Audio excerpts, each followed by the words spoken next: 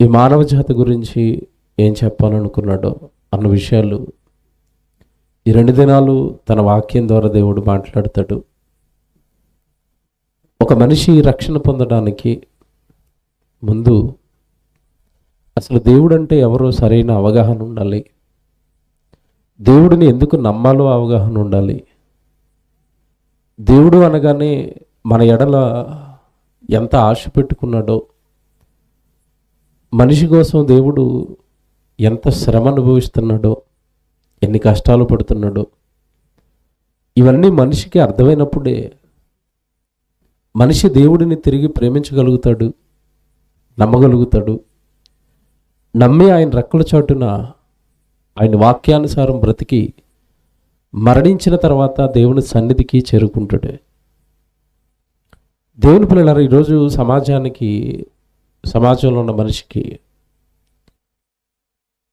ఒక విచిత్రంగా అయిన ధోరణి కనపడుతుంది. ఏంటి అది అంటే, దేవుడి దగ్గరికి రండి అంటే మాకు ఖాళీ లేదండి, మాకు టైం లేదు. దేవుడు వాక్యం చదవండి అంటే టైం లేదు, ఖాళీ లేదు. దేవుడు ఈ సభల్లో కూర్చోండి అంటే లేదు మాకు పని ఉందండి, చాలా పనులు ఉన్నాయి. అంటే దేవుడు అనగానే సమాజం ఏం అర్థం చేసుకుంది అంటే, నాకు ఖాళీ ఉంటే వెళతాను, నాకు టైం ఉంటే వెళతాను, నాకు ఇష్టం ఉంటే వెళతాను, లేకపోతే ఆ దేవుడి దగ్గరికి వెళ్ళకపోతే నాకేమవుతుంది, దేవుడు రాయించిన బైబిల్ చదవకపోతే నాకేమవుతుంది, ప్రార్థన చేసుకోకపోతే నాకేమవుతుంది, నాకు ఫ్రీగా ఉంటే, నాకు ఇష్టమైతే, నాకు ఖాళీ ఉంటే వెళతాను, లేదంటే వెళ్ళవలసిన అవసరత లేదు. అంతే కదండి ఈరోజు మనిషి. మీరు చాలామందికి ప్రభు దగ్గరికి రమ్మని చెప్తారు, వాళ్ళు మీకు చెప్పే కారణాలు ఇవేనా? మాకు ఖాళీ లేదు, మాకు పని ఉంది. ఇక్కడ విచిత్రం ఏంటంటే, ఏమంటే అలా దేవుడిని విడిచిపెట్టి తిరగటం తప్పు కదా అన్నాం అనుకోండి, దేవుడి దగ్గరికి రాకుండా బ్రతకటం తప్పు కదా, దేవుడిని నమ్మకుండా జీవించటం తప్పు కదా అన్నాం అనుకోండి, వెంటనే వాళ్ళు వేసే ప్రశ్న ఏంటంటే, దేవుడు ఏమైనా మాకు తిండి పెడతాడా? ఇదేనా అడుగుతున్నారు మిమ్మల్ని? దేవుడు ఏమైనా తిండి పెడతాడా? దేవుడు ఏమైనా మా కుటుంబాన్ని పోషిస్తాడా? జాగ్రత్తగా వినాలి. దేవుడు ఏమైనా మా అవసరాలు తీరుతాడా? నీకు భక్తి ఉంటే నువ్వు పో, మాకు పని ఉంది. నేను పొలానికి పనికి వెళ్ళాలి, నేను ఉద్యోగానికి వెళ్ళాలి, నేను వ్యాపారానికి వెళ్ళాలి, నేను ఈ లోకంలో చదువుకోవడానికి వెళ్ళాలి, లేదా ఎవరో ఫ్రెండ్స్కి కలవడానికి వెళ్ళాలి, బర్త్డే పార్టీకి వెళ్ళాలి, పెళ్ళికి వెళ్ళాలి, వినోదాలకు వెళ్ళాలి, విందులకు వెళ్ళాలి. ఇవేవి లేకపోతే మా ఇంటి పక్కనే ప్రార్థన పెడితే వస్తాను, అది దూరం అయితే రాను మళ్ళీ. అంతే కదండి. నిజం చెప్పండి, ప్రార్థన మీ ఊర్లో కాబట్టి వచ్చారు. మెదడుమెట్లు ఎడితే వస్తారన్న వాళ్ళు చేయొద్దండి, మీరు రారు.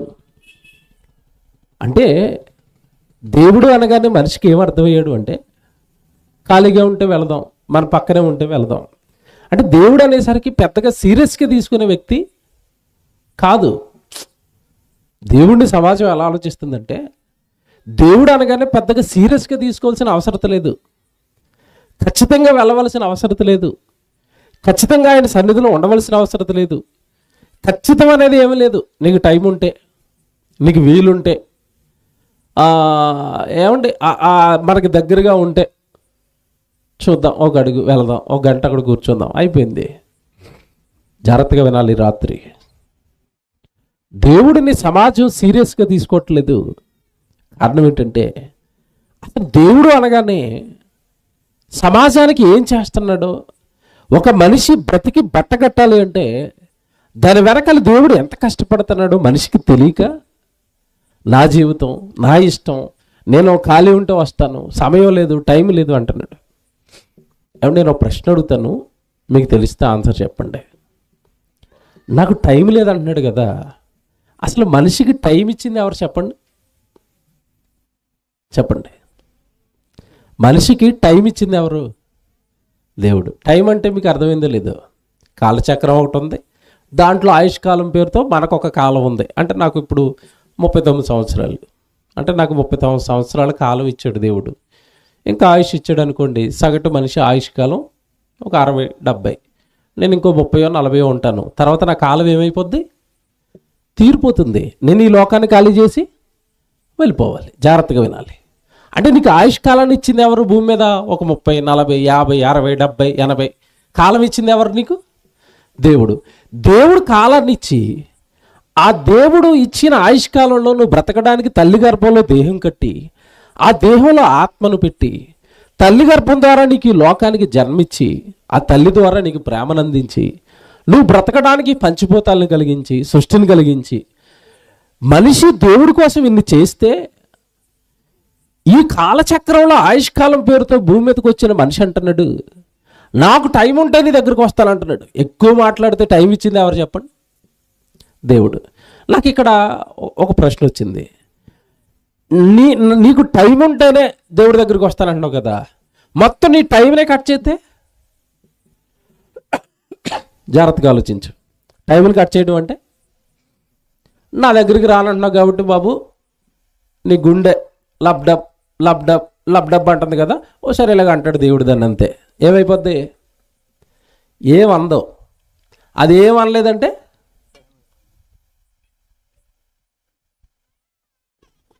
మనిషికి టైం అయిపోయింది.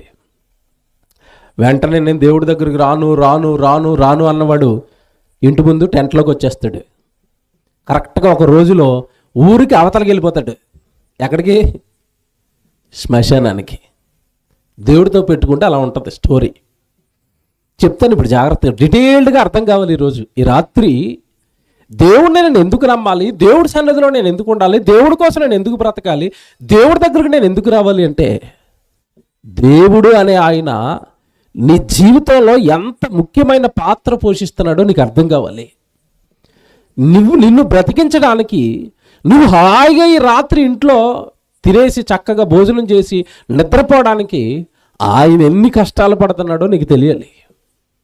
ఇవి తెలిస్తే మనిషి జీవితం చక్కబడుతుంది. ఇవి తెలిస్తే మనిషి జీవితం రక్షణలోకి వస్తుంది. ఇవి తెలిస్తే దేవుని యొక్క భయము, భక్తి మనిషికి కలుగుతుంది.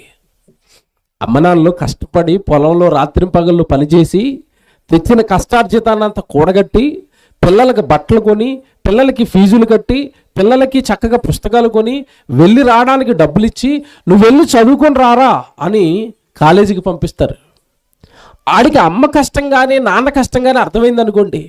అమ్మో రాత్రి పగలు మా అమ్మ పొలంలోను మా నాన్న పొలంలోను కష్టపడి పనిచేసి డబ్బులు సంపాదించి ఇదిగో నన్ను చదివిస్తున్నారు, వాళ్ళ కష్టార్జితంతో నేను బట్టలు వేసుకున్నాను, వాళ్ళ కష్టార్జితంతో నేను భోజనం తింటున్నాను, వాళ్ళు కష్టపడి బట్టి ఈ రోజు నేను చదువుకోవడానికి ఇక్కడికి వచ్చాను, ఈ జ్ఞానం వాడికి ఉందనుకోండి, కరెక్ట్గా వెళ్ళి స్కూల్లో చదువుకుంటాడు. ఈ జ్ఞానం లేనోడు ఏం చేస్తాడు చెప్పాలా? ఏం చేస్తాడు? శుభ్రంగా అమ్మ నాన్న పొలంలో కష్టపడి కష్టార్జితాన్ని చెమటను తెచ్చి ఫీజులు కడుతుంటే వీడు పోయి బ్యాగ్ అక్కడ పడేసి కాలేజీకి వెళ్ళకుండా సినిమాకి పోతాడు, పార్కుల చుట్టూ తిరుగుతాడు. ఒక అమ్మాయిని లవర్ అని చెప్పి బైక్ మీద ఎక్కించుకుని ఊరంతా గాలి తిరుగులు తిరుగుతాడు. వీడు ఎందుకు గాలి తిరుగులు తిరుగుతున్నాడు అంటే వీడికి ఏం అర్థం కాలేదో చెప్పాలా? అమ్మ నాన్నల కష్టం అర్థం కాలేదు. ఇది మీకు అర్థమైతే, దేవుడి కష్టం మనిషికి అర్థం కాలేదు అనుకోండి, మనిషి కూడా గాలి తిరుగులు తిరుగుతాడు ఈ భూమి మీద, దేవుడి దగ్గరికి రాకుండా, దేవుడి సన్నిధికి రాకుండా. బైబిల్లోనండి దేవుడు తన కష్టాన్ని, అసలు దేవుడు ఎవరో, దేవుడు మనుషులకి ఏం చేస్తున్నాడో అర్థం చేసుకునే వాళ్ళందరి గురించి బాధపడుతూ ఒక రకంగా మనుషులను తిట్టాడు. ఏమని తిడుతున్నాడో దేవుడు బైబిల్ చూద్దాం. బైబిల్ తీయండి అందరూ, కీర్తనల గ్రంథం తీయండి, 94వ కీర్తన అందరు తీయండి. 94వ కీర్తన 8వ వచనం చూద్దాం.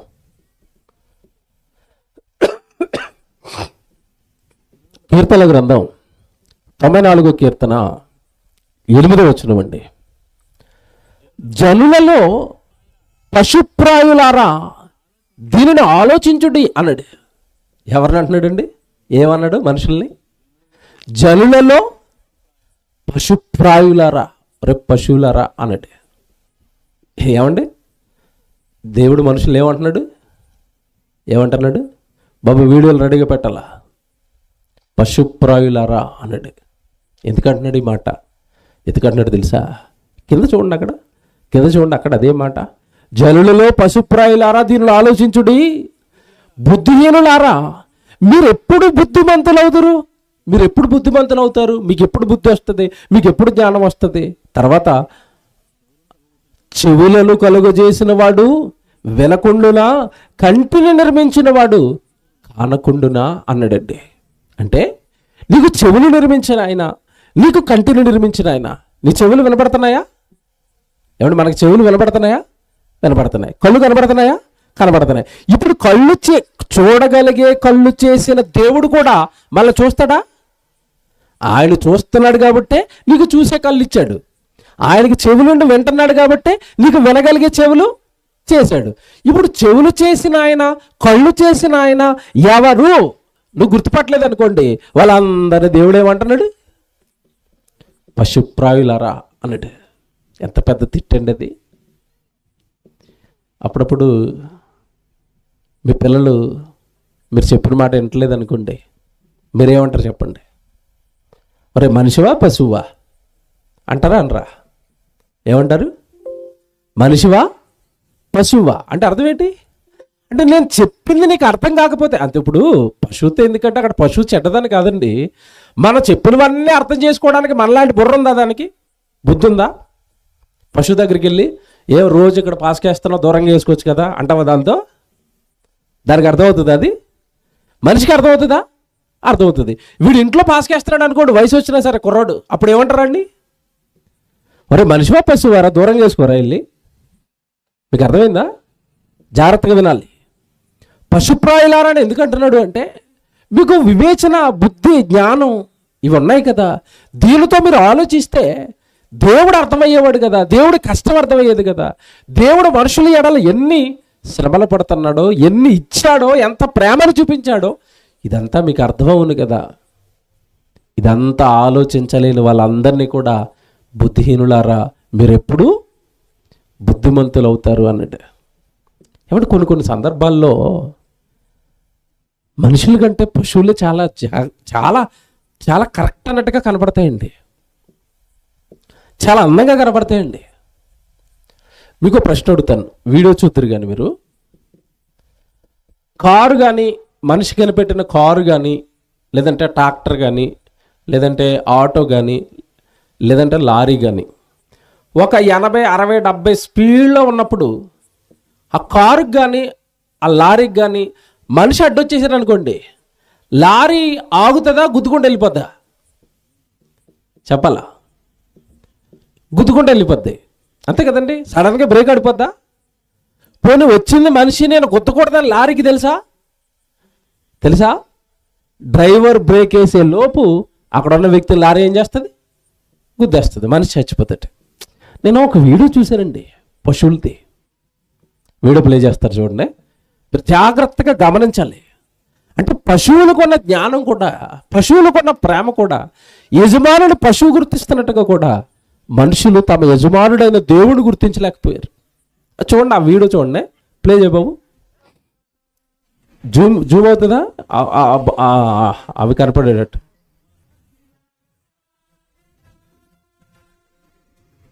మీరు బొమ్మ బాగా గమనించండి, మీకు ఏమర్థం అవుతుందో. చిన్న బిట్ అండి, అది వెంటనే అయిపోద్ది, మళ్ళా వేయి. మీరు జాగ్రత్త చూడండి. అవి పరుగు పందెం అండి, ఎద్దుల పందాలు ఆడతారు కదా. మనిషి ఒక అతను బండి మీద కింద ఆడిపోయాడండి. అప్పుడు ఆవులు ఏం చేస్తున్నాయి చెప్పండి? ఆ ఎద్దులు ఏం చేసినాయి? గుర్తుకుండా వెళ్ళిపోయినాయో దూకినాయండి. మీరు జాగ్రత్త చూడండి, ముందు బండి మించి పడిపోయాడండి ఒక అతను. చూడండి, ఆ ఎద్దు దూకిందండి, గుద్దలేదు. నెక్స్ట్ ఇంకో ఎద్దు చూడండి, అది చూడండి, అది కూడా దూకిందండి. అదే ప్లేస్లో లారీ ఉంటే ఏం చేస్తారు చెప్పండి? ఆ స్పీడ్కి మీరు చూడండి, ఇది నిజంగా పశువులండి. సరే, అదిగోండి, ఫస్ట్ ఇది దూకిందా? చూడండి, నెక్స్ట్ వెనకాల వస్తుంది చూడండి, అది కూడా చూడండి, అదిగోండి దూకింది పైకి. లైట్స్ వేయండి, లైట్స్ ఆన్ చేయండి. మీకు ఏమర్థమైంది చెప్పండి?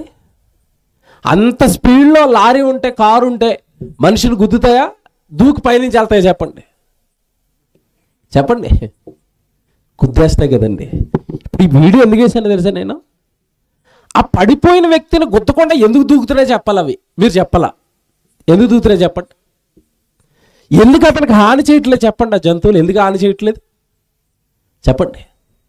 మాకు తెల్లవారితే గడ్డి వేసేది ఆయనే, తెల్లవారితే మాకు నీళ్లు పెట్టేది ఆయనే.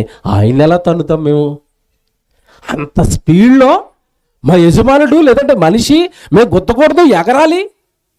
ఇటు ఆవుకు జ్ఞానం ఉందా? యజమాని పట్ల ప్రేమ ఉందా? యజమాని పట్ల ఆప్యాయత ఉందా? నన్ను గడ్డేసేవాడు, నన్ను పెంచేవాడు, నన్ను పోషించేవాడు నన్ను తన్నకూడదు, నా కాళ్ళు తగిలితే అతనికి ఏమండి ఏదైనా హాని జరుగుతుందేమో. ఏం ఆలోచన అండి పశువుకి. నేను కొంతకాలం క్రితం ఇంకో వీడియో చూశాను, మీరందరూ కూడా చూసి ఉంటారు, నాకు దొరకలేదండి, నెట్లో ఉంటుంది ఇప్పటికి ఎక్కడో. అది ఒక తల్లి అండి ఆవును తోలుకుంటూ వెళ్ళిపోతుందండి. ముందు తల్లి ఆవుని ఇలా లాక్కుంటూ వెళ్ళిపోతుంది. దాని వెనకాల చిన్న పిల్ల వెళ్తుందండి. ఆవు వెనకాల చిన్న పిల్ల వెళ్తుంది. చిన్నపిల్లలు తిన్నగా ఉంటారు కదండి. ఈ చిన్నపిల్ల కర్రించుకొని వెనకాల కొట్టిందండి ఆవుని. చిన్నపిల్ల అది. నిజానికి ఆవు వెనకాల ఎవరైనా మనుషుడు కొడితే ఆవు ఏం చేయాలి చెప్పండి? కాలెట్లు ఆగి తన్నాలి. అది ఎలా తన్నిందో తెలుసండి, మీరు చూసుంటారు వీడియో. చిన్నపిల్లల్ని పడిపోద్దని తనటంలో స్పీడ్గా తనకుండా నెమ్మదిగా అలా తన్నిందండి. తన్నట్టుగా పడినట్టుగా. అసలు నేను షాక్ అయిపోయానండి. అంటే పశువుల్లో కూడా ఏ జ్ఞానం ఉంది? మా యజమానుడు కొడుకు, మేము ఏమీ అనకూడదు, మాకు అన్నం పెడుతున్నాడు, మమ్మల్ని పోషిస్తున్నాడు, వాళ్ళకి హాని చేయకూడదు. ఏమండి, పశువుకే అంత జ్ఞానం ఉంటే మనిషికి ఎంత ఉండాలి? మన యజమానుడు ఎవరు చెప్పండి? ఇప్పుడు మనుషులందరికీ యజమానుడు ఎవరో చెప్పాలా? ఎవరో చెప్పనా? బైబిల్ చూస్తారా? మలాకీ గ్రంథం తీయండి, మొదటి అధ్యాయం. అందరూ బైబిల్ చూడాలి. మలాకీ గ్రంథం మొదటి అధ్యాయం చూద్దాం. అందరు తీయండి. 6వ వచనం అండి. మలాకీ గ్రంథం మొదటి అధ్యాయం 6వ వచనం. కుమారుడు తన తండ్రిని గనపరచును కదా, దాసుడు తన యజమానుని గనపరచును కదా. నా నామమును నిర్లక్ష్యపెట్టు యాజకులారా, నేను తండ్రినైతే నాకు రావలసిన ఘనత ఏమాయను? నేను యజమానుడనైతే నాకు భయపడువాడు ఎక్కడున్నాడు? నేను తండ్రినైతే నాకు రావలసిన ఘనత ఏది? నేను యజమానుడనైతే నాకు భయపడువాడు ఎక్కడున్నాడు? అంటే దేవుడు తనను తాను దేంతో పోల్చుకున్నాడు చెప్పండి? నేను మీ తండ్రిని, అట్ ద సేమ్ టైం నేను మీకు యజమానుడిని. అంటే ఐఎమ్ ద బాస్ అన్నాడు. అంతే. నేను మిమ్మల్ని కన్నవాడిని, మీ కొరకు ఈ సృష్టిని కలిగించిన వాడిని. ఆకాశం నాది, నేల నాది, మీరు తింటున్న ప్రతి ఆహారము నాది, మీరు అనుభవిస్తున్న ఆ పంచభూతాలు నావి, మీరు అనుభవిస్తున్న జీవులు నావి, మీరు అనుభవిస్తున్న సృష్టి నాది, మీ దేహాలు నావి, అన్నీ నావైనప్పుడు మీరు నాకు పిల్లలు, నేను మీకు తండ్రిని, మీరు నాకు దాసులు, నేను మీకు యజమానుణ్ణి అన్నట్టు. అమ్మ నా వైపు చూడండి. దేవుడు మనకి ఏమవుతున్నాడు ఇప్పుడు? యజమానుడు. యజమానుడికి దాసులు ఏం చేయాలి? గనపరచాలి. అలాగే యజమానుడికి దాసుడు ఏం చేయాలి? భయపడాలి. అంతే కదండి. మీరు ఎవరి దగ్గర అయితే పని చేస్తున్నారో ఆయనకి భయపడతారా లేదా? భయపడతారు. ఎందుకు భయపడతారు చెప్పండి? మీరు ఎందుకు భయపడతారు? బాస్కి కోపం వస్తే మీ ఉద్యోగం తీసేస్తాడు, బాసు కోపం వస్తే మీ జీతం కట్ చేస్తాడు, కనుక భయపడతాం కదండి. మరి అలాంటిది ఈరోజు దేవుడికి మనుషులు ఎవరు భయపడుతున్నారు? ఏమంటే ఇక్కడ మీకు డౌట్ రావాలి. ఏమంటే బాస్ అంటే మాకు తెలుసండి, మా పైన అధికారి మాకు జీతం ఇస్తున్నాడు, డబ్బులు ఇస్తున్నాడు, మేము బ్రతుకుతున్నాం. మరి దేవుడు నేను మీ యజమానుని అంటున్నాడు ఏంటి? దేవుడు మాకు ఎలాగ యజమాని? దేవుడు మాకు ఎలాగంటే యజమాని అవుతాడు అంటున్నారా? బైబిల్ చూపిస్తాను. మనం ఎంతకాలం ఏమనుకున్నామంటే, నేను ఈరోజు బతుకుతున్నానంటే, ఇలా చెప్పాను కదా, దేవుడి దగ్గరికి రండి అంటే దేవుడు నాకు ఏం పెడతాడు? దేవుడు నాకు ఏమైనా తిండి పెడతాడా అంటున్నారు కదా. అలా అందరికీ మీరు రాత్రి బైబిల్లో నుండి సమాధానం చూపించాలి. సర్వ ప్రపంచ మానవాళికి తిండి పెడతన్నది ఎవరో తెలుసండి? దేవుడు. మనుషులకు తిండి పెడుతున్నది దేవుడు. ఎలా పెడుతున్నాడో నేను చూపిస్తాను బైబిల్లో. మీరు బైబిల్లో ఒకసారి బైబిల్ తీయండి, అందరూ బైబిల్ తీయండి.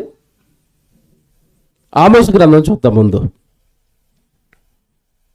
4వ అధ్యాయం 7వ వచనం తీయండి బైబిల్ అందరూ. ఆమోసు గ్రంథం జాతక రాసుకోలేవి, ఇవన్నీ బైబిల్లో రాయబడిన సమాజానికి తెలియక దేవుడు సరిగా అర్థం కాలేదండి. ఆమోసు గ్రంథం 4వ అధ్యాయం 7వ వచనం మీరు బైబిల్లో చూడండి. 7వ వచనం 8వ వచనం చూద్దామే. 7వ వచనం 8వ వచనం. ఆమోసు గ్రంథం 4వ అధ్యాయం 7వ వచనం 8వ వచనం. 6వ వచనం కూడా చదువుతామా? బాగుంటుంది. 6 మీ పట్టణముల అన్నిటిలోనూ నేను మీకు దంతశుద్ధి కలగజేసినను, మీరున్న స్థలములన్నిటిలోనూ మీకు ఆహారము లేకుండా చేసినను, మీరు నా తట్టు తిరిగిన వారు కారు, ఇదే యెహోవా వాక్కు. దేవుడు అంటున్నాడు, నాకు కోపం వస్తే మీకు దంతశుద్ధి అయిపోద్ది అన్నాడు.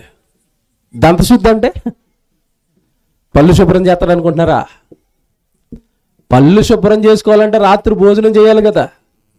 పంటి కిందకి భోజనం లేకుండా చేస్తాను అన్నాడు.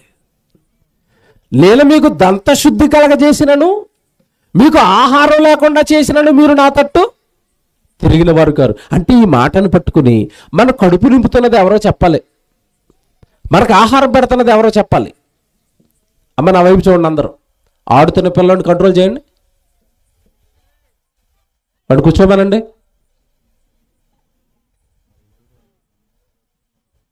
జాగ్రత్తగా వినండి. దేవుడి సన్నిధిలో ఉన్నారు, చాలా జాగ్రత్తగా వినాలి. ఇది దేవుడి సన్నిధి. ఇంట్లో ఆటలాడినట్టుగా ఆటలాడకండి. ఇక్కడ పిల్లలతోని జాగ్రత్తగా వినండి. దేవుడు ఆ రోజు సమాచారం చెప్తున్నాడు, ఇదిగో మీరు నన్ను మర్చిపోయారు కదా, దేవుడు ఏమిటో మాకు అవసరం లేదన్నారు కదా, నేనేంటో మీకు తెలియాలి అని మీకేం కలగజేశాను అన్నాడు? దంతశుద్ధి. ఎలా కలగజేశాను అంటే నేను మీకు ఆహారం లేకుండా చేశాను అన్నాడు. ఏమంటే ఇప్పుడు నా వైపు చూడాలి అందరూ. మనిషి దగ్గరికి వెళ్ళి దేవుడు మీకు ఆహారం పెడుతున్నారు అని మీరు అన్నారు అనుకోండి, వాళ్ళు మీతో ఏం చెప్తారు చెప్పండి? దేవుడు పెడుతున్నాడా? నా రెక్కల కష్టార్జితంతో నేను పనికి వెళ్ళి జీతం తెచ్చుకొని కిరాణా షాప్కి వెళ్ళి బియ్యము, పప్పులు, ఉప్పులు అన్నీ కొనుక్కొస్తే నేనేం చేస్తున్నాను? బ్రతుకుతున్నాను. నన్ను దేవుడు పెంచడం ఏంటి, నాకు దేవుడు ఆహారం పెట్టడం ఏంటి అంటున్నారా? అంటారు. ఇప్పుడు మాట్లాడుతానండి. ఇప్పుడు నువ్వు పనికి వెళ్ళావు, డబ్బులు తెచ్చుకున్నావు, ఆహారం తెచ్చుకోవడానికి ఎక్కడికి వెళ్తావు? ఆహారం తెచ్చుకోవడానికి ఎక్కడికి వెళ్తావు? కిరాణా షాప్కి వెళ్తావు, అంతే కదా. బియ్యం, పప్పులు, ఉప్పులు అక్కడి నుంచి కదా తెచ్చుకోవాలి. Very good. ఇప్పుడు కిరాణా షాప్కి వెళితే కిరాణా షాపులో ఉన్న పప్పులు, ఉప్పులు, బియ్యం షాపులోకి ఎక్కడి నుంచి వచ్చాయో చెప్పాలి నాకు. మీరు తెలుగుగా ఆలోచించండి. షాపుకి ఎక్కడి నుంచి వచ్చాయి మీరు ఆలోచించాలి. ఎక్కడి నుంచి వచ్చాయమ్మా షాపులోకి బియ్యం? వెనక్కి వెళ్ళండి. షాపులోనికి రావాలి అంటే ముందు అవి ఎక్కడో ఒక పొలంలో పండాలి. ఆ పంట రైతు పండించాలి. పండించిన పంట అమ్మాలి డీలర్కి, డీలర్ మిల్లులో వేయాలి. మిల్లులో ఆడిన బియ్యం ఎక్కడికి రావాలి? కిరాణా షాపుకి రావాలి. జాగ్రత్తగా వినాలి. షాపులోకి బియ్యం వచ్చాయంటే వెనక్కి వెళ్ళిపోతే రైతు పంట ఇస్తే ఆ పంట పొలంలో పండాలి, అంతేనా? పంట పండితేనే కిరాణా షాపులోకి ఏమొస్తాయి? బియ్యము, పప్పులు, ఉప్పులు, కారం అన్నీ వస్తాయి. జాగ్రత్తగా వినాలి. పంట పండాలి అంటే రైతే ఒక్కడే పండించేస్తాడా? రైతుకు దేవుడు సహాయం కావాలా? చెప్పండి, బాగా ఆలోచించండి. రైతు ఒక్కడే పండించేస్తాడా? రైతుకు దేవుడు సాయం కావాలా అని అడుగుతున్నాడు. దేవుడు సాయం కావాలి. రైతు వల్ల పంటలు పండేస్తానే అన్నది 10% నిజం, 90% అబద్ధం. ఎందుకో చెప్తాను. రైతు విత్తనాలు వేశాడు. విత్తనాలు వేయాలి అంటే, పంట పండాలి అంటే పొలంలోకి ఏముండాలో చెప్పాలి ముందు. చెప్పండి, ఏముండాలి? నీళ్లు. ఎక్కడవి నీళ్లు? ఏ రైతునైనా మీరు అడగండి, నా పంట పొలానికి సంబంధించిన నీళ్ళు నేను మా ఇంట్లో తయారు చేసుకుని పొలాన్ని కట్టుకెళ్తాను అన్నాడా? చెప్పండి. ఏ రైతైనా ఇంట్లోంచి విత్తనాలు ఎట్టుకెళ్తాడు? నీళ్ళు ఎట్టుకెళ్తాడా? మరి నీళ్ళు ఎక్కడి నుంచి రావాలి పొలంలోకి? ఎక్కడి నుంచి రావాలి? ఆకాశం నుంచి కురవాలి. ఆకాశం నుంచి కురవాలి అంటే ఆకాశంలో నీళ్లు మేఘాలలో నింపి పొలంలో ఎవరు పొయ్యాలని అడుగుతున్నాను నేను, ఎవరు పోస్తున్నారని అడుగుతున్నాను నేను. ఇంకా మీరు లోతుగా ఆలోచిస్తే వర్షం రూపంలో నీళ్లు పోయాల్సింది దేవుడు. విత్తనాలు వేస్తే ఆ విత్తనం భూమిలో పడిపోయిన తర్వాత దానికి మొలకెవ్వాల్సింది దేవుడు. నువ్వు ఒక విత్తనం వేస్తే మొక్క ద్వారా 100 గింజలు నీకు ఇవ్వాల్సింది కూడా దేవుడు. నేను పండిస్తున్నాను, నా కష్టం అన్నావు అనుకో, ఆయన కోపం వస్తే కష్టం లేదు, ఏం లేదు, ఎండిపోద్ది మనకి. దంతశుద్ధి అన్నాడు చూసారా, భలేగా ఉంటుంది అన్నమాట. దంతశుద్ధిగా అలాగే చేస్తాడట, పళ్ళు శుభ్రంగా క్లీన్ చేస్తాడట. ఎలా క్లీన్ చేస్తాను అంటే కింద చెప్తున్నాడు, ఎంత క్లియర్గా చెప్పాడో. ఇప్పుడు 7వ వచనం చదువుదాం. 6వ వచనం చదివారు కదా. మీ పట్టణములన్నిటిలోనూ నేను మీకు దంతశుద్ధి కలగజేసినను, మీరున్న స్థలములు అన్నిటిలోనూ మీకు ఆహారం లేకుండా చేసినను, మీరు నా తట్టు తిరిగిన వారు కారు, ఇదే యెహోవా వాక్కు. 7వ వచనం, మరియు కోతకాలమందు 3 నెలలు వాన లేకుండా చేసి తిని, అండర్లైన్ చేయండి. పంటలు పండకుండా ఆహారం లేకుండా చెయ్యాలంటే దేవుడు ముందు దేన్ని ఆపుతాడట? వర్షము లేకుండా ఆపి తిని అన్నాడు. ఏమండి ఈ మాటలన్నీ మీకు ఎలాగ ఉంటాయంటే, ఏ చదువుకోవడానికి బాగుంటాయండి, అక్కడ ఆగినాయండి, ప్రతి సంవత్సరం కురుతున్నాయి కదా మీరు అంటారు. అలాగ అన్న వాళ్ళని ఆఫ్రికా తీసుకెళ్ళిపోలా. ఎక్కడికి? ఆఫ్రికా, కెన్యా, ఉగాండా, అక్కడికి తీసుకెళ్ళిపోతే అప్పుడు తెలుస్తుందండి వర్షం విలువ ఏంటో. వాళ్ళకి అక్కడ వర్షాలు లేక పంటలు పండక మట్టి తింటున్నారు వాళ్ళు. మట్టి అప్పడాలు చేసుకుని తింటున్నారు. మట్టిని చపాతీల కింద చేసుకుని ఎండబెట్టుకుని ఒట్టి మట్టి తింటున్నారు వాళ్ళు. నీకు వర్షాలు పడిపోతున్నాయి కనుక, నీ పంటలు పండేస్తున్నాయి కనుక, కడుపు నిండా అన్నం ఉంది కనుక, ఒంటి నిండా బలం ఉంది కనుక లేనెందుకు రావాలి దేవుడి దగ్గరికి అంటున్నావు. ఒక్కసారి ఇక్కడున్న సిచ్యువేషను ప్రకాశం జిల్లాకు అప్లై అయితే, గుంటూరు జిల్లాకు అప్లై అయితే, వర్షాలు లేకుండా దేవుడు మొత్తం ఒక 3-4 సంవత్సరాలు వర్షాలు ఆపేస్తే మన పరిస్థితి ఏంటి చెప్పండి? పంటలు పండుతాయా? త్రాగడానికి నీళ్ళు ఉంటాయా? స్నానానికి నీళ్ళు ఉంటాయా? పశువులకి నీళ్ళు ఉంటాయా? మొత్తం అంతా ఎలా మారిపోద్ది చెప్పండి? ఎడారిగా మారిపోద్ది, కరువు ప్రాంతంగా మారిపోద్ది. చెప్తున్నాడు కిందకి వెళ్ళేసరికి, నేను వర్షాలు లేకుండా మీకు చేసి తిని. తర్వాత చూడండి, తర్వాత 7వ వచనం, మీరు కోతకాలం మందు 3 నెలలు వాన లేకుండా చేసి తిని, ఒక పట్టణం మీద కురిపించి మరొక పట్టణం మీద కురిపింపకపోతేని, ఒక చోట వర్షము కురిసెను, వర్షము లేని చోటు ఎండిపోయెను. ఎండిపోయెను. 2-3 పట్టణముల వారు నీళ్లు త్రాగుటకు ఒక పట్టణమునకే పోగా అచ్చటి నీరు వారికి చాలకపోయినను, ఆయనను మీరు నా తట్టు తిరిగిన వారు. చూసారా, వర్షాలు లేకపోతే చివరికి తాగడానికి కూడా నీళ్ళు ఉండవు, మీరు బిందులు పట్టుకుని మరో చోటకి పరిగెత్తాలంటున్నాడు. ఇవన్నీ దేవుడు చేస్తున్న పనులు కదండి. ఈరోజు మీరు స్నానాలు చేస్తున్నారు, తిండి తింటున్నారు, బట్టలు కట్టుకుంటున్నారు, పొలాలు పండుతున్నాయి, హాయిగా ఉన్నామంటే దేవుడు కదండి. నాకేం చేస్తున్నాడు దేవుడు?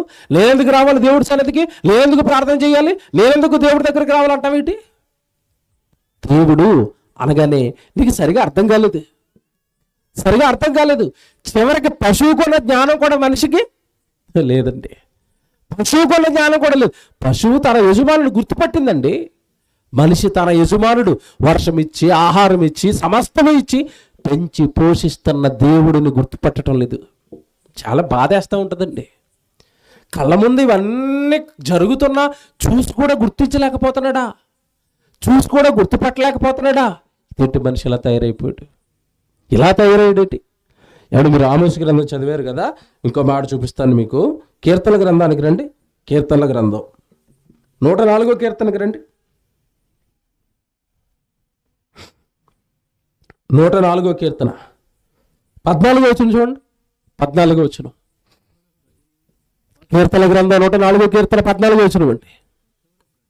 పశువులకు గడ్డిని, నరులకు ఉపయోగమగు కూర మొక్కలను ఆయన ఎవరైనా దేవుడు ప్రభువైన యేసుక్రీస్తు, ఆయన ఈ సృష్టిని నడిపిస్తున్నాడు. ఆయనే సృష్టికర్త. ఆయన జాగ్రత్తగా వినండి.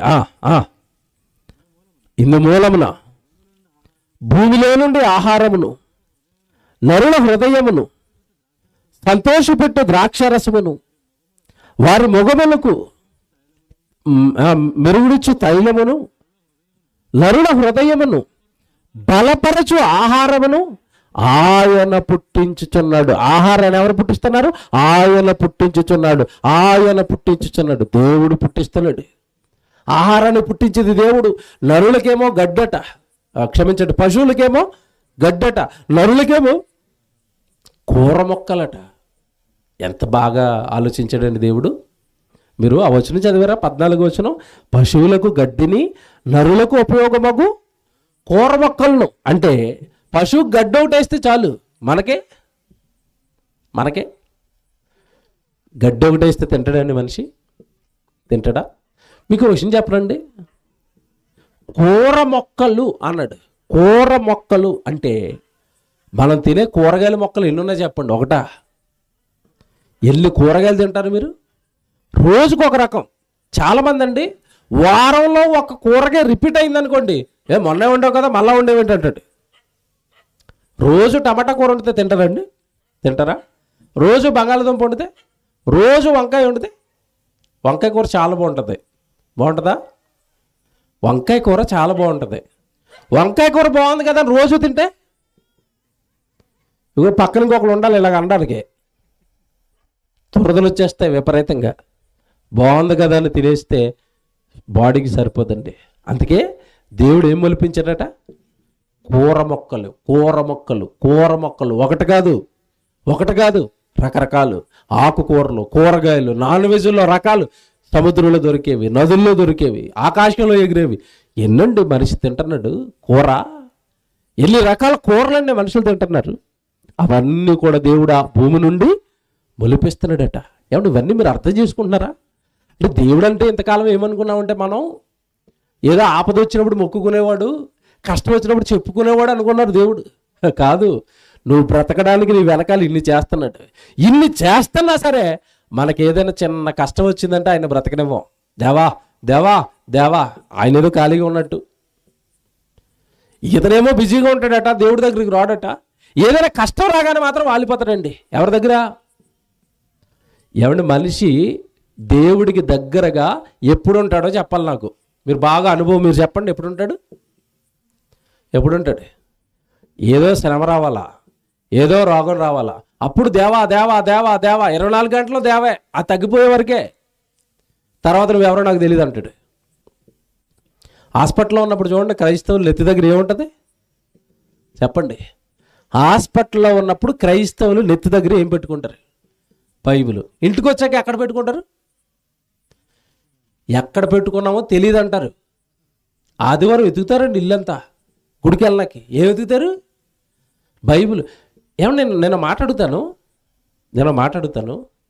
ఇంటి దస్తావేజులు ఎక్కడ పెట్టారో నాకు తెలియదండి, మర్చిపోయాను, ఎదుగుతున్నాను అంటారా? చెప్పండి, అంటారా? పొలం పేపర్లు ఎక్కడ పెట్టారో తెలియదండి, మర్చిపోయానండి, వెతుక్కుంటాను అంటారా? అబ్బబ్బబ్బబ్బబ్బే, అవి చాలా భద్రంగా ఉంటాయి. ఎక్కడా?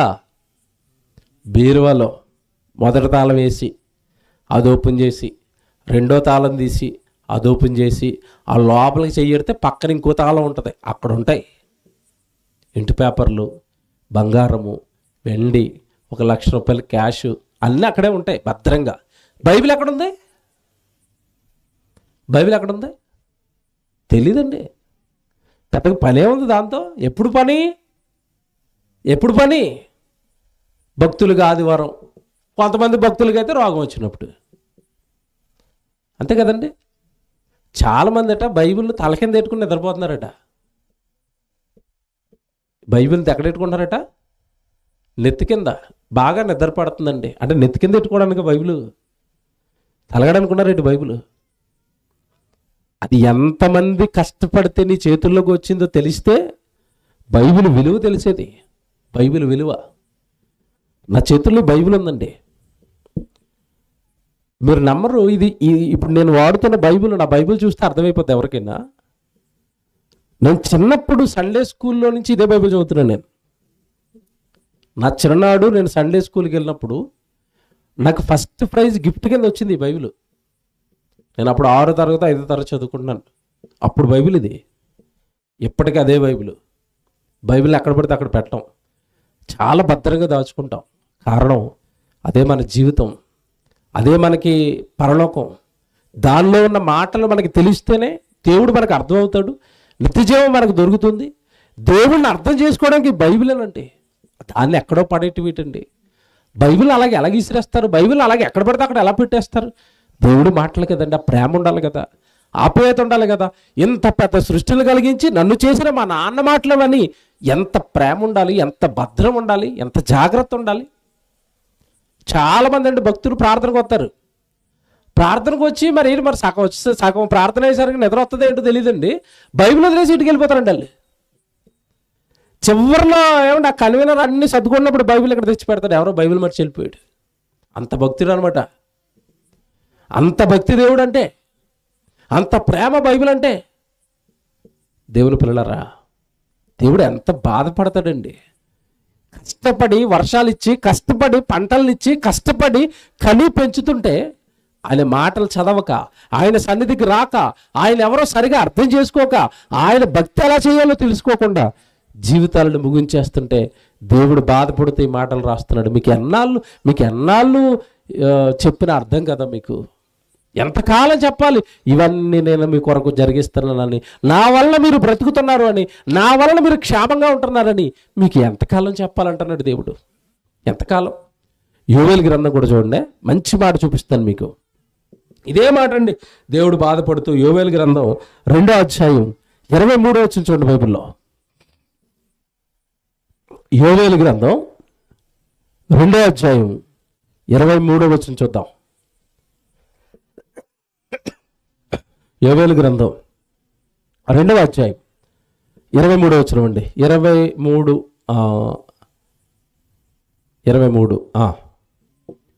సియోను జనులారా ఉత్సహించి మీ దేవుడైన యెహోవా యందు సంతోషించుడి.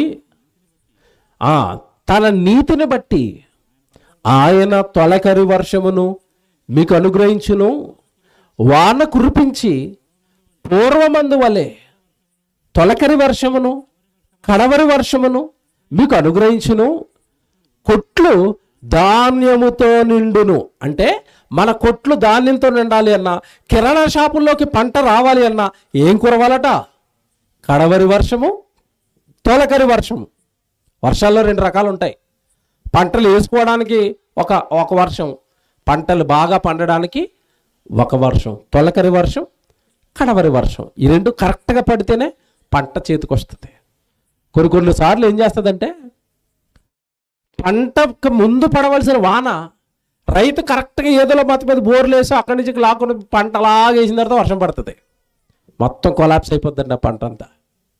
ఏ కాలంలో పడవలసిన వర్షాలు ఆ కాలంలో పడాలి, అప్పుడే పంటలు సరిగా పండుతాయి, అప్పుడే మన కడుపులు నిండుతాయి, మనం ఆహారం తిని ఆనందంగా మన కుటుంబాలతో చల్లగా మనం ఉండగలుగుతాం. చెప్తున్నాడు కిందకి వెళ్ళేసరికి, మీ కొట్లు ధాన్యంతో నిండును,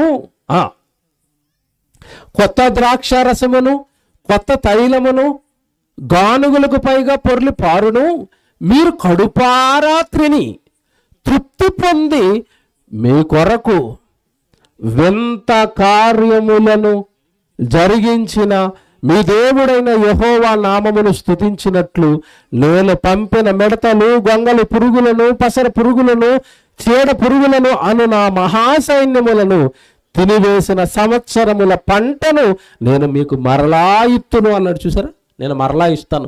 మీ మీద కోపం వచ్చిన సైన్యాన్ని దింపాను పంటల మీదకే. ఆ పసర పురుగులు, మిడతలు మీ పంటలు అన్నీ తినేసాయి. అది నా సైన్యం. మీరు నా మాట వినకపోయేసరికి ఆ సైన్యాన్ని మీ మీదకి పంపాను. మీరు నా మాట వింటే నా సైన్యం వెనకొస్తుంది, మీరు కడుపారా తిని మీరు హాయిగా ఉంటారు అన్నాడు. అంటే ఈ మాటలన్నీ మీకు ఈ రాత్రి ఎందుకు చెప్తున్నానంటేనండి, కుటుంబంలో ఎవరైనా కష్టపడుతున్న యజమానులు గౌరవించకపోయినా, కష్టపడుతున్న భర్తను గౌరవించకపోయినా, భర్త కుటుంబంలో ఉన్న వాళ్ళందరి మీద సీరియస్ అయిపోతాడండి. అవుతాడా ఆవిడ?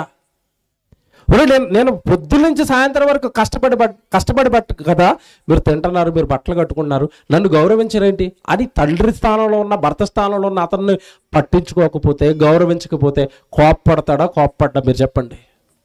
కోప్పడతాడు. అలాంటిది మీద మనుషులందరినీ పెంచి పోషిస్తున్న దేవుడు వర్షాలు కురిపించి పంటలు పండించి మీ కడుపులు నింపుతున్న దేవుడు ఆయన దగ్గరకు రాను అంటే, ఆయన సన్నిధి నాకు అవసరం లేదు అంటే, ఆయన రక్షణ నాకు వద్దు అంటే, నేను చాలా బిజీగా ఉన్నాను లోకంలో అంటే, కొన్ని గ్రామాల్లో నుండి చాలా చాలా బాధేస్తుందండి ఆ గ్రామాలను చూసినప్పుడు. సభ గ్రామం మధ్యలో పెడతారు, గ్రామం మొత్తం చెబుతారండి, రారండి. ఇంట్లో పడుకొని నిద్రపోతారు, ఇంట్లో ముచ్చట్లైనా పెట్టుకుంటారు, ఇంట్లో టీవీ అయినా చూస్తారు, కానీ దేవుడి దగ్గరికి మాత్రం రారు. అని అడిగితే ఎందుకు రావాలి మేము, మాకేం పని ఆ దేవుడితో? ఏం పనా? నాకు చాలాసార్లు అనిపించేదండి, నాకు బైబిల్ అర్థం కానప్పుడు చాలాసార్లు ఏమనిపించేదంటే, దేవా నిన్ను అవసరం లేదంటున్నారు కదా వాళ్ళు, ఎవడెవడైతే నువ్వు వద్దంటున్నాడో వాళ్ళ ఇంటి దగ్గర వాళ్ళ పొలం దగ్గర నువ్వు వర్షాన్ని ఆపేస్తే ఎలాగుంటుంది? ఎవరైతే దేవుడు నమ్మని అంటున్నాడో వాళ్ళ పొలాలు వాళ్ళ ఇల్లు ఎండిపోతున్నాయి అనుకోండి, అప్పుడు ఎలాగుంటుంది? ఐగుప్తులో ఉన్నప్పుడు ఒకసారి ఇలాగే చేశాడు దేవుడు. భయంకరమైన దాడులు, భయంకరమైన శిక్షలు ఆ దేశం మీదకి పంపించేవాడు. కానీ ఆ శిక్ష ఎవరింటికి మాత్రం వెళ్ళేవి? ఐగుప్తీయుల ఇంటికి మీద మాత్రమే వెళ్ళాయి, ఇశ్రాయేలు ఇంటి మీదకి వెళ్ళలేదు. కప్పలు పంపించాడు. ఎవరి ఇళ్ళలోకి వెళ్ళి చెప్పండి, కప్పలో ఎవరింట్లోకి వెళ్ళి? ఐగుప్తుల ఇంట్లోకి వెళ్ళి, ఐగుప్తుల రాజు ఇంట్లోకి వెళ్ళి, మంత్రుల ఇంట్లోకి వెళ్ళి, ఇశ్రాయేలు ఇంట్లోకి వెళ్ళాయా? వెళ్ళవు. ముందే చెప్పాడు. అలాగొక్కసారి సమాజానికి చేస్తే అప్పుడు దేవుడు ఎవరో అర్థమవుతుంది. కానీ దేవుడు మంచోడు కదండి, అలా బలవంతంగా నన్ను నమ్మండి అలా బలవంతంగా ఒప్పించేవాడు కాదు కదా.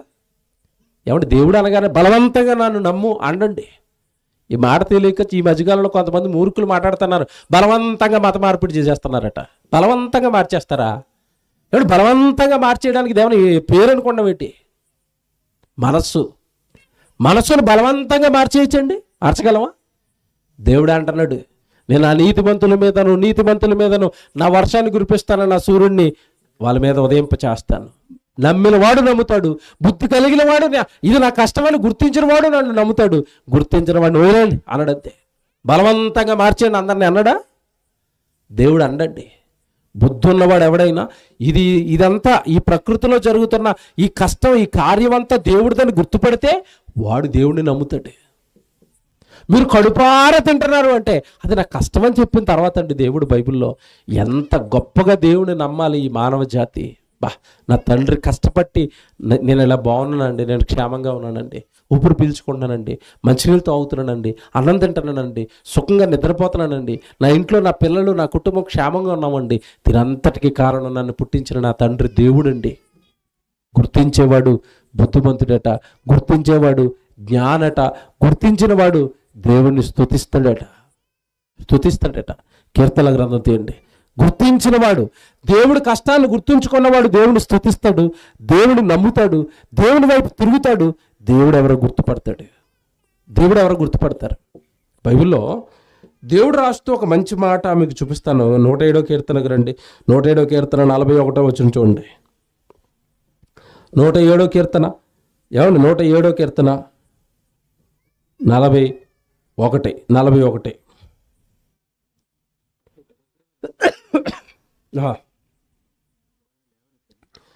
గట్టిగా చదవండి.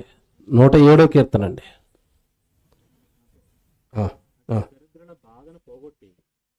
అట్టి దరిద్రుల బాధను పోగొట్టి వారిని లేవనెత్తెను, వారి వంశమును యథార్థవంతులు దాన్ని చూచి సంతోషించుదురు. మోసగాండ్రు అందరూ మౌనముగా నుందురు.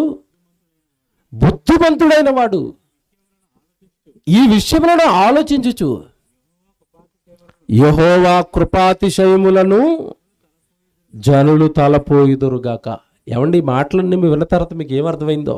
దేవుడు అంటున్నాడు, ఇది నేను కష్టపడుతున్నాను అని, నేను పెంచుతున్నాను అని ఎవడైతే గ్రహిస్తాడో వాడే బుద్ధిమంతుడు, వాడు యథార్థవంతుడు, వాడు తప్పక నన్ను తలపోసుకుంటాడు, నా గురించి ఆలోచిస్తాడు, నన్ను జ్ఞాపకం చేసుకుంటాడు అంటున్నాడు దేవుడు. 41వ వచనం చూస్తే, అట్టి దరిద్రుల బాధను పోగొట్టి వారు లేవనెత్తును, వాని వంశమును మందవలే వృద్ధి చేసేదను. ఏమన్నా మన వంశాన్ని వృద్ధి చేసింది ఎవరట? మన గర్భాన్ని పండించి మనకి పిల్లల్ని ఇచ్చింది ఎవరండి? దేవుడు. మనకి పిల్లలు పుడితే వాళ్ళకి కొద్ది కాలం అయిన తర్వాత, వాళ్ళకి వయసు వచ్చిన తర్వాత వాళ్ళ గర్భాన్ని ఎవరు పుడతారు? పిల్లలు. మన కుటుంబాలు వర్ధిల్లుతున్నాయన్నా, మన వంశాలు వర్ధిల్లుతున్నాయన్నా కారకుడు ఎవరు? దేవుడు కదండి. గర్భాలను పండిస్తున్నది దేవుడు, పంటలను పండిస్తున్నది దేవుడు, పోషిస్తున్నది దేవుడు, పెంచుతున్నది దేవుడు. మరి దేవుడి దగ్గర రానంటావు, దేవుడిని నమ్మనంటావు, దేవుడు ఎవరో నాకు తెలియదంటావు. మరి ఇవన్నీ నీ కళ్ళ ముందు జరుగుతున్నాయి కదా, కనపడటం లేదా? ఏమో నేను మాట్లాడుతానండి. పిల్లలని దేవుడు కలిగిస్తున్నాడు. చాలామందికి ఈ నమ్మకం కూడా ఉండదు, నమ్మరండి సరిగా. బిడ్డలను దేవుడు ఇచ్చాడంటే నమ్మరు. నేను మాట్లాడుతాను. బిడ్డలను దేవుడు ఇచ్చాడంటే నమ్మని ప్రతి వాళ్ళు, బిడ్డలను కనలేని తల్లిదండ్రులు ఉంటారు చూసారా? బిడ్డ లేక పాపం బిడ్డల కోసం ఎదురు చూస్తున్న తల్లిదండ్రులు ఉంటారు కదా, వాళ్ళ దగ్గరికి వెళ్ళండి, వాళ్ళ బాధ ఒకసారి వినండి. ఎంత కుమిలిపోతుందో తెలుసండి. తల్లి వివాహం అయిన తర్వాత సంవత్సరానికో, 2 సంవత్సరాలకో, 3 సంవత్సరాలకో, కనీసం 4 సంవత్సరాలకో, 5 సంవత్సరాలకో బిడ్డ పుట్టలేదనుకోండి, ఎలాగుంటుంది ఆ తల్లి మనసు? ఎలా ఉంటుంది చెప్పండి? బిడ్డలు లేరు, నాకు బిడ్డలు లేరు. కనిపించిన ప్రతి దైవజనుడికి చెప్తుంది ఏమని? అయ్యా ప్రార్థన చేయండి అయ్యా, గర్భఫలం దేవుడు నాకు ఇవ్వాలి, గర్భం పండాలి, బిడ్డ కళ్ళ ముందు తిరగాలి, అప్పుడేనండి ఆ తల్లికి సంతోషం. లేదంటే బిడ్డలు లేకుండా తల్లి జీవితకాలం అలా ఉండిపోయింది అనుకోండి, మీరు నమ్మరండి. ఆస్తున్నా, ఇల్లున్నా, పొలం ఉన్నా, డబ్బులున్నా, ఎదురుగా భర్త ఉన్నా ఏ ఆనందం ఉండదండి. ఒక వెలితి ఏదో కొట్టేస్తూ ఉంటుంది. ఏంటో వెలితి? నాకెవరు లేరు, పిల్లలు లేరు, నాకు పిల్లలు లేరు. ధనము డబ్బు ఉన్న ఆనందం ఉండదనడానికి ఎలా చెప్తారంటే, బైబిల్లో ఒక ఆయన ఉన్నాడు తెలుసా మీకు? అబ్రహాము. దేవుడు బాగా ధనం ఇచ్చాడు, ఆస్తి ఇచ్చాడు, వృద్ధాప్యానికి వచ్చాడు, ఎవరు లేరు, పిల్లలు లేరు. అప్పుడు దేవుడు వచ్చి నేను ఆశీర్వదిస్తానంటే అబ్రహాము దేవుడితో ఏమన్నాడు చెప్పండి? తండ్రి మీరు నాకు ఎంత ఆస్తి ఇచ్చే ఉపయోగం ఏముంది తండ్రి? నా తదనంతరం నేను చూసుకోవడానికి, నా వంశం అని, నా కొడుకు అని చెప్పుకోవడానికి నాకు ఎవరు లేరు కదా, నా దాసుడు వశం అయిపోద్ది కదా ఇదంతా. మీరు ఎంత ఇచ్చి ఏం ఉపయోగం తండ్రి? అసలు వాళ్ళే లేరు నాకు అన్నాడు. ఎవరు లేరు? కుమారుడు, వారసుడు లేడు, వంశాలు ముందుకు తీసుకెళ్ళడానికి వారసుడు లేడు. అప్పుడు దేవుడు అన్నాడు, అబ్రహాము భయపడకు నాయన, భయపడకు, నీకు వాగ్దానం ఇస్తున్నాను, నీ కుమారుడు పుడతాడు, ఆ కుమారుడు ద్వారా ఈ భూమి మీద ఉన్న వాళ్ళందరినీ కూడా నేను ఏం చేస్తానో తెలుసా? ఆశీర్వదిస్తాను. వాగ్దాన పుత్రుడు నీ గర్భాన పుట్టబోతున్నాడు అన్నాడు. అన్నట్టుగానే ఏమండి, సుమారుగా 100 సంవత్సరాలు వచ్చిన అబ్రహాము గారికి బిడ్డనిచ్చాడా? ఇచ్చాడు. జాగ్రత్తగా వినాలి ఇది. అదే ఇందాక మీరు చదువుకుంటున్న అక్కడ మాట, ఆ మాట అదే. దరిద్రుల బాధల్ని పోగొడతాడట, వాళ్ళకున్న దరిద్రాన్ని పోగొడతాడట. అలాగే వారి వంశములను మందవలే వృద్ధి చేసేదని, అంటే మీ కుటుంబాలు నిలబెడతాను అన్నాడు. మీ కుటుంబంలో మీ పిల్లలు ఏమండి, ఇంటి నిండా పిల్లలు ఆడుకుంటూ ఉంటే కుటుంబం ఎలా ఉంటుందండి? ఎంత ఆనందంగా ఉంటుంది. మనం చాలాసార్లు పిల్లలు అల్లరి చేస్తూ ఉంటే చిరాకు వచ్చేస్తుంది చాలామందికి. చిరాకు వచ్చేసి ఏమంటారంటే, పిల్లలు ఉన్న వాళ్ళకి తెలియదు విలువ. అరే మీరు అల్లరి ఎక్కువైపోయింది, సెలవుల్లో అమ్మమ్మ ఇంటికి వెళ్ళిపోండి అంటారు. వీళ్ళు సెలవుల్లో వీళ్ళు అమ్మనాళ్ళ ఇంటికి పంపించేస్తారండి. మీరు తల్లిదండ్రులు మీరు గమనించండి ఇది. వాళ్ళు ఉన్నప్పుడు చిరాకు పడిపోయిన వాళ్ళు వెళ్ళిపోయిన 2 రోజులకే వాళ్ళ మీద బెంగేసేస్తూ ఉంటుంది. ఇల్లంతా బోసిపోయిందండి, ఏం అల్లరి లేదండి, ఏదో అది ఏదో వెలుతి కింద ఉందండి, మళ్ళీ తెప్పించేస్తారు వాళ్ళని. ఎవరిని? పిల్లల్ని. పిల్లలు లేకపోతే నువ్వు ఉండలేవు, నువ్వు లేకపోతే దేవుడు ఉండలేడు. మనమంతా దేవుడికి ఏమవుతుంది చెప్పండి? పిల్లలేం కదండి. మరి నువ్వు ఆయన సన్నిధికి రాకుండా, ఆయన వాక్యం వినకుండా, ఆయన ప్రార్థనలో కూర్చోకుండా ఊరి మీద పడి అలా తిరుగుతానంటే దేవుడు బాధపడ్డా? నా పిల్లలు నా సన్నిధిలో ఉండాలి కదా, నా మాటలు వినాలి కదా, నేను ఎంత కష్టపడతానో వాక్యం ద్వారా వినాలి కదా, నన్ను నమ్మాలి కదా, నా యందు బలపడాలి కదా విశ్వాసంలోని. దేవుడు ఎలాగే కోరుకుంటాడు కదండి. నీకు పిల్లల్ని ఇచ్చిన దేవుడు, నువ్వు పిల్లలు లేకపోతే నువ్వు ఎలాగైతే ఉండలేవో, నువ్వు లేకపోతే దేవుడు కూడా ఉండలేడు. నేను మీకు తండ్రిని అయితే నాకు రావలసిన ఘనత ఏమాయని ఇందా చదువుకున్నారు కదా మీరు, నేను మీకు ఏమవుతాను అంటున్నాడు? తండ్రిని. అందుకే ప్రార్థన చేసేటప్పుడు ఏమని ప్రార్థన చేయమన్నాడు యేసు ప్రభు? పరలోకమందున్న మా తండ్రి, మా తండ్రి. మీరు ప్రార్థన చేసినప్పుడు మరి తండ్రి అని భావించి చేస్తే ఆయనకు మీకు ఏర్పడే బంధం చాలా గట్టిగా ఉంటుంది. నా తండ్రితో మాట్లాడుతున్నాను నేను, నాకు జన్మనిచ్చిన తండ్రితో మాట్లాడుతున్నాను, నా కొరకు తన కుమారుని సిలువలో బలివేసిన నా తండ్రితో మాట్లాడుతున్నాను నేను. ఎలా మాట్లాడు దేవుడితో చాలా బాగుంటుంది. ఆ ఎఫెక్షన్ చాలా బాగుంటుంది, ఆ బంధం చాలా గట్టిగా ఉంటుంది. ఆయన కొరకు బ్రతకాలనిపిస్తుంది, ఆయన సన్నిధికి వెళ్ళాలనిపిస్తుంది, ఆయన వాక్యం వినాలనిపిస్తుంది, ఆయన బాప్తిసం రక్షణ పొందుకోవాలనిపిస్తుంది. నా తండ్రి కదండి సమస్తాన్ని జరిగిస్తున్నవాడు, నేను రక్షణ తీసుకోకపోతే ఎలాగండి, నేను బాప్తిసం తీసుకోకపోతే ఎలాగండి, నేను దేవుడి దగ్గరికి వెళ్ళకపోతే ఎలాగండి? దేవుని పిల్లలారా, ఎప్పుడైనా ఇవన్నీ మీరు ఆలోచిస్తున్నారా? ఆయన బాధ ఆలోచిస్తున్నారా? నేను మీ వంశములను వృద్ధి చేశాను, యథార్థవంతులు దాన్ని చూసి సంతోషించుదురు, మోసగాండ్రందరూ ఎలా ఉండిపోతారట? మౌనముగా ఉంటారట. జాగ్రత్త వినాలి. అంటే దేవుడికి స్తుతులు చెప్పనడు, దేవుడు భీకర కార్యాలను గుర్తుపట్టనడు, దేవుడి వల్లే నేను బ్రతుకుతున్నానని ఆలోచించిన వాళ్ళందరినీ దేవుడు ఏమంటున్నాడు? ఏమన్నాడు చెప్పండి? మోసగాళ్ళందరూ మౌనంగా ఉంటారట. అంటే ఈ దేవుని కృప, ఈ దేవుని కార్యాలు అనుభవిస్తూ బ్రతుకుతున్న మనిషి తిరిగి దేవా అని తండ్రి అని ఆయన పిలవని వాడు మోసగాడు. మోసం చేశాడు దేవుణ్ణి. ఆయన ప్రకృతిని అనుభవిస్తున్నాడు, ఆయన ఈవులు అనుభవిస్తున్నాడు, ఆయనకు దగ్గరికి రాడు, ఆయన తండ్రి అని పిలవడు. వాళ్ళందరూ నన్ను ఏం చేశారంటున్నాడు? మోసం చేశారు నన్ను. ఆ తర్వాత మాట అండి, ఎంత మంచి మాట తెలుసండి, బుద్ధిమంతుడైన వాడు ఈ విషయములను, మీరు వినాలి ఇది, ఎవరు ఆలోచిస్తారంటే ఇవన్నీ? బుద్ధిమంతుడైన వాడు ఇవన్నీ కూడా ఆలోచిస్తాడు. బుద్ధిమంతుడైన వాడు ఇవన్నీ ఆలోచిస్తాడు. మీరు బుద్ధిమంతులైతే ఈ విషయాలన్నీ కూడా మీరు ఏం చేయాలి? ఆలోచించాలి. వర్షాలు ఇస్తున్న దేవుడు, పంటలు పండిస్తున్న దేవుడు, నా ఆకలి తీర్చింది దేవుడు, నాకు పిల్లల్ని ఇచ్చింది దేవుడు, నన్ను కని పెంచి కాపాడుతున్నది దేవుడు. మీకు ఇందాక ఒక మాట చెప్పాను, ప్రారంభం చదివారు మీరు. వినగల చెవి, చూడగల కన్ను. ఏమంటే మీ అందరికి చెవులు వినపడుతున్నాయా? వినబడుతున్నాయి కనుక వినబడే చెవుల యొక్క విలువ మనకు తెలియదు. వీడియో ప్లే చేస్తారు, వీడియో చూడాలి మీరు ఇప్పుడు. ఏమంటే ఒక్క పాపండి పుట్టుకతోనే చెవులు వినపడకుండా పుట్టిందండి. చిన్న పాప పుట్టినప్పటి నుంచి చెవులు వినపడవు. మీకు విషయం తెలుసో లేదో, పుట్టుకతో చెవుడున్న వాళ్ళకండి మాటలు కూడా రావు. తెలుసా మీకు? మాట్లాడగలిగే నోరున్నా మాటలు మాట్లాడలేరు. ఎందుకు మాట్లాడలేరు తెలుసా మీకు? ఎందుకు మాట్లాడలేరు? మనం చిన్నప్పటి నుంచి అమ్మ అంటే ఆ సౌండ్ మనం వింటే తిరిగి మనం ఏమంటాం? అమ్మ అంటాం. అసలు అమ్మ ఏమంటుందో మనకి వినపడలేదు అనుకోండి, మనకి మాటలు వస్తాయా? రావు. నాన్నని చూపించి నాన్న అంటది, అది మనకు వినపడింది అనుకోండి, నాన్నని చూడగానే మన నోట్లోంచి నాన్న అన్న మాట వస్తుంది. అసలు వినటమే లేదంటే మాటలు కూడా రావు. మీకు బిడ్డను చూపిస్తానండి ఇప్పుడు. అప్పుడు చిన్నప్పటి నుంచే చెవులు వినపడవండి. చెవులు వినపడిపోతే తల్లి మొత్తం మీద ఆపరేషన్ చేయించి మెషిన్ పెట్టించి మాట వచ్చి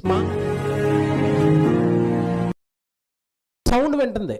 ఆ బిడ్డ ఎలా రియాక్ట్ అవుతుందో చూడాలి ఇప్పుడు మీరు. అంటే దేవుడు కష్టం ఏంటో, ఈ వినగలిగే చెవి, చూడగలిగే కళ్ళు ఇవన్నీ మనకి ఇచ్చిన తర్వాత ఆయన్ని మనం అర్థం చేసుకోకుండా ఎలా బాధ పెడుతున్నామో, లేని వాళ్ళకి వాటి విలువ ఎంత బాగా అర్థమవుతుందో మీకు తెలియడానికి వీడియో చూపిస్తున్నాను. ప్లే చేయను, ప్లే చేయి. చూడండి, అది ఆ మిషన్ బిగించారండి పాపకి, మిషన్ బిగించారు.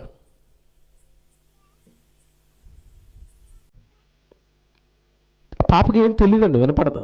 చూడండి, ఇప్పుడు మిషన్ పెట్టారు.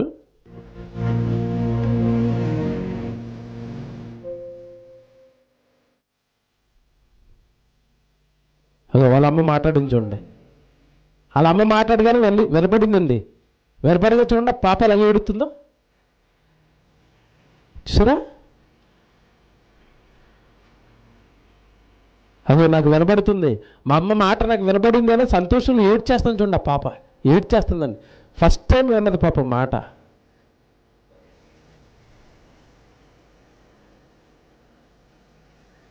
చూడండి ఎలా ఏడుతుందా. కొంచెం వెనక్కెట్టు, కొంచెం వెనక్కెట్టు. మీరు అక్కడ చూడండి, ఆ మిషన్ బిగించిన వెంటనే వాళ్ళ అమ్మ మాట్లాడుతుందండి. ఫస్ట్ టైం సౌండ్ అన్నది వాళ్ళ అమ్మ మాట. చూడండి, అప్పటి వరకు ఏం తెలియదు పాపం పాపకి, మాటలు వినపడవు. అదిగో వాళ్ళ అమ్మ పిలిచింది వెనకాల నుంచి.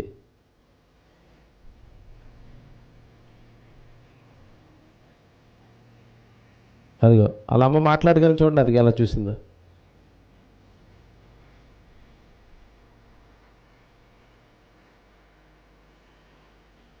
చూడండి పాప ఏడుపు చూడండి. చాలు నన్ను వీడియో ఆన్ చేయి, లైట్లు ఆన్ చేయండి.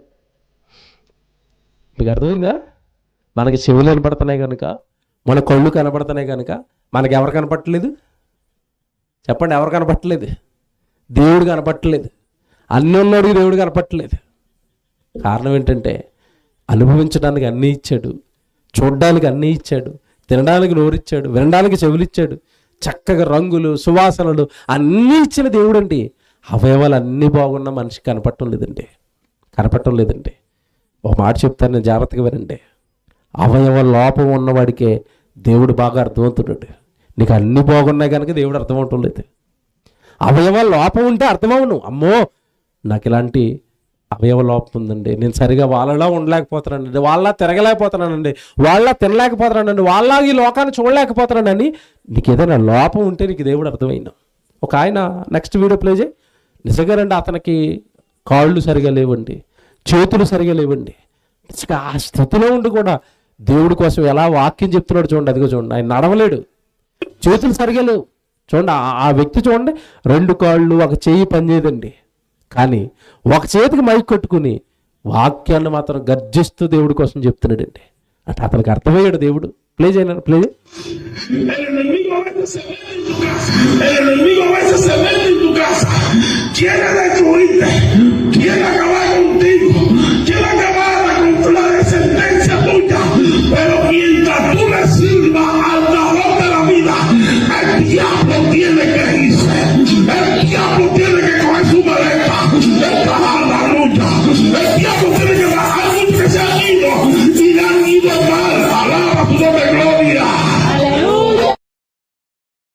చేతులు సరిగా లేవు, కాళ్ళు సరిగా లేవు.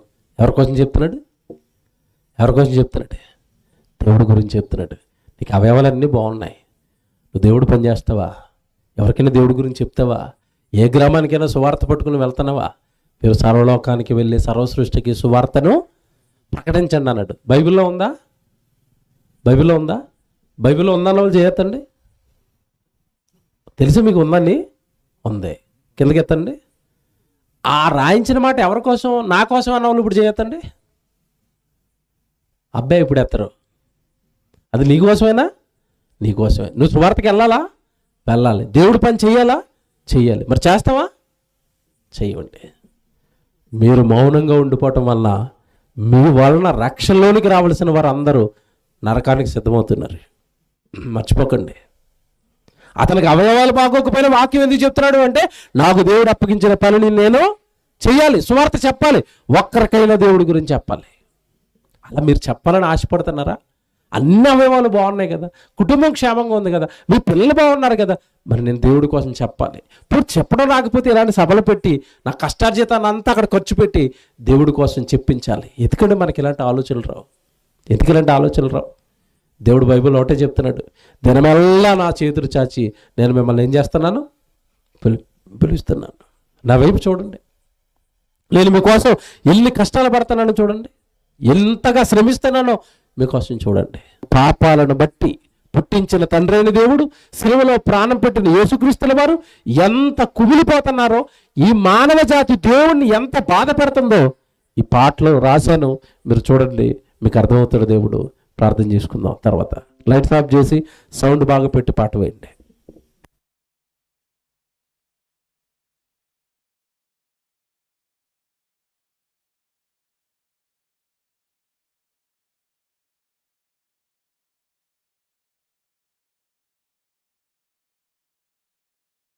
ప్రజలందరినీ రక్తమిచ్చి కొన్న యేసుక్రీస్తు వారి త్యాగాన్ని అపవిత్రపరిస్తే ఆయన బాధ ఎలా ఉంటుందో ఈ పాట ద్వారా వినండి.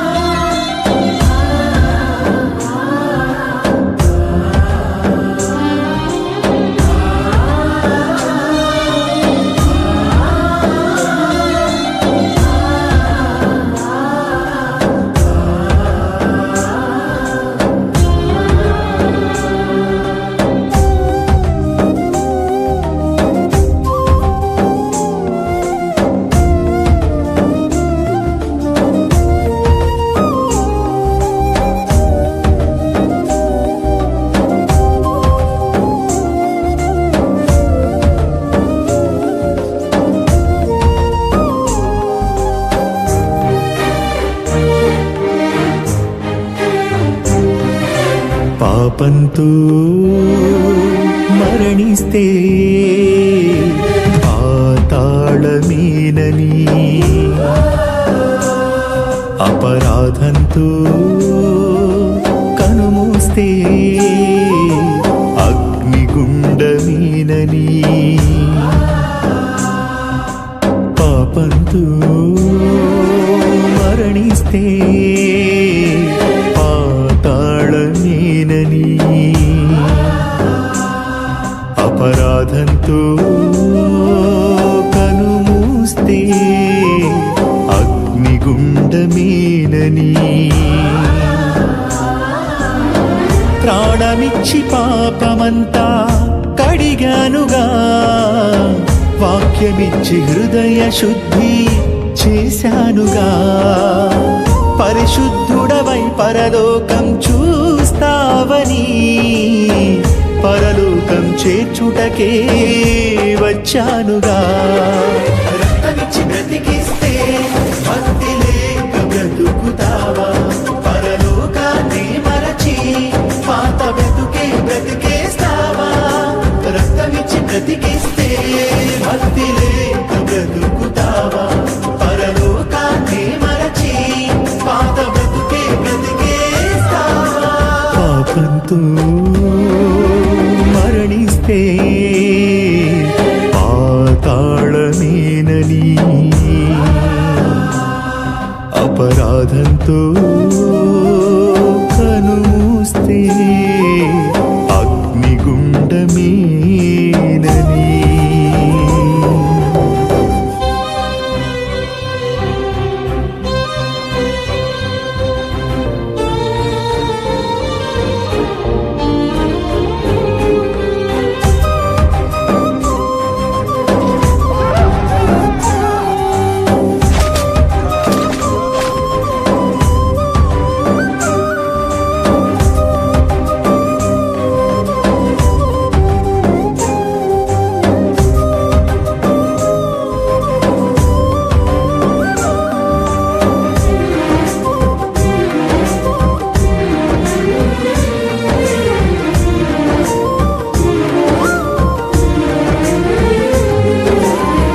నిందలెన్నో సహించాను జీవితంలో, హింసలెన్నో భరించాను సిలువ యాగంలో.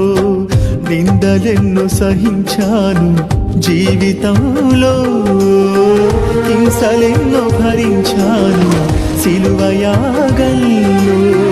దేహమంత దెబ్బలేనని, రక్తమంత కారుతుందని, సిలువను మోయాలని శీలను వేస్తారని ముందే ఎరిగానులే, దేహంలో ఒదిగానులే, అగ్ని బాధ తప్పించుటకే బలి అయ్యానులే. రక్తమిచ్చి బ్రతికిస్తే భక్తి లేక బ్రతుకుతావా, పరిశుద్ధతని విడిచి పాపిగానే మిగులుతావా. రక్తమిచ్చి బ్రతికిస్తే భక్తి లేక బ్రతుకుతావా, పరిశుద్ధతని విడిచి పాపిగానే మిగులుతావా. పాపంతో మరణిస్తే పాతాళమేనని, అపరాధంతో కనుమూస్తే అగ్నిగుండమేనని.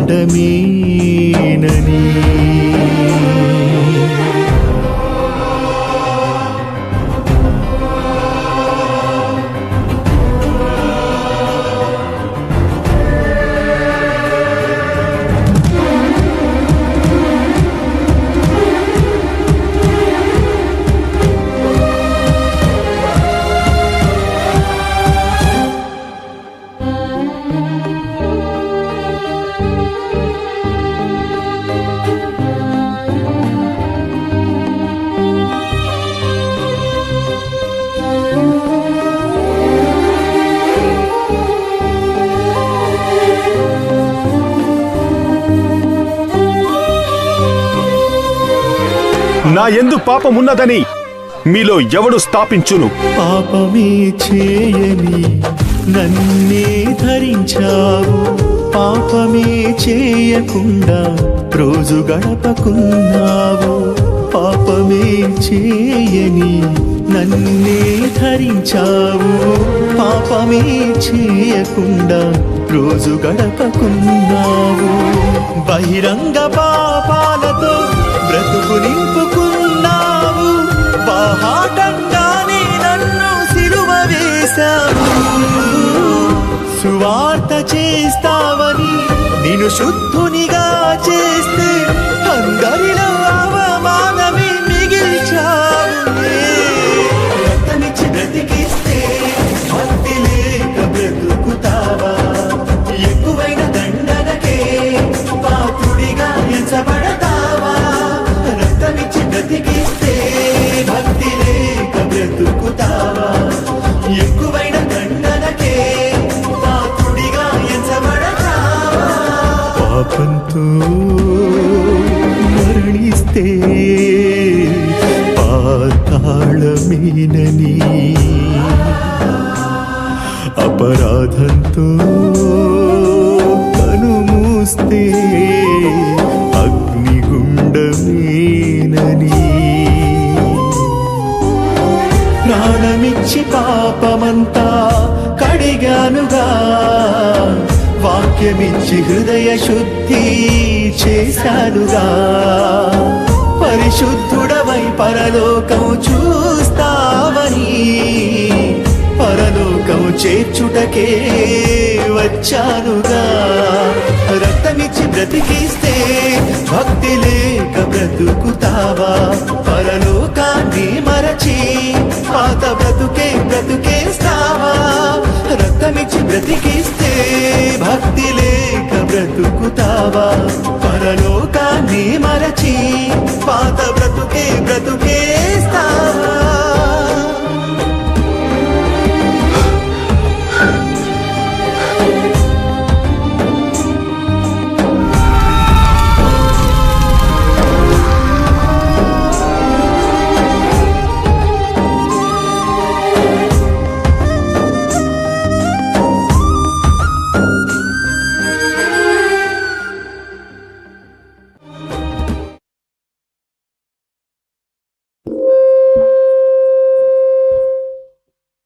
చూశారు కదా,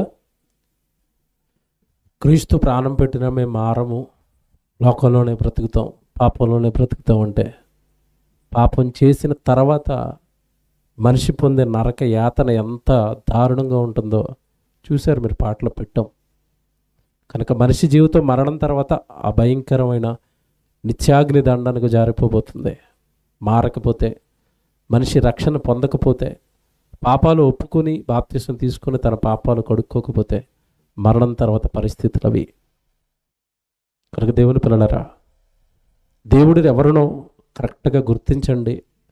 దేవుడు పడుతున్న కష్టాన్ని గుర్తించండి. సిలువలో ఆయన కుమారుడు యేసుక్రీస్తు వారు పడిన ఆ బాధలను గుర్తించండి. జీవితాలను దేవుని వైపు మళ్లించండి. దేవుడి సన్నిధిలో ఉండండి. దేవుడు పనిలో ఉండండి. దేవుడే ఇవ్వబోయే నిత్యరాజ్యం కొరకు ఎదురు చూడండి. ఈ లోకం కోసమే బ్రతుకుతాను అంటే, ఈ లోకంలో తినడానికి, త్రాగడానికి, సంపాదించడానికి పుట్టానని గనక జీవితాన్ని నాశనం చేసుకుంటే మరణం తర్వాత మనిషి పరిస్థితి అది. ప్రార్థన చేసుకుందాం.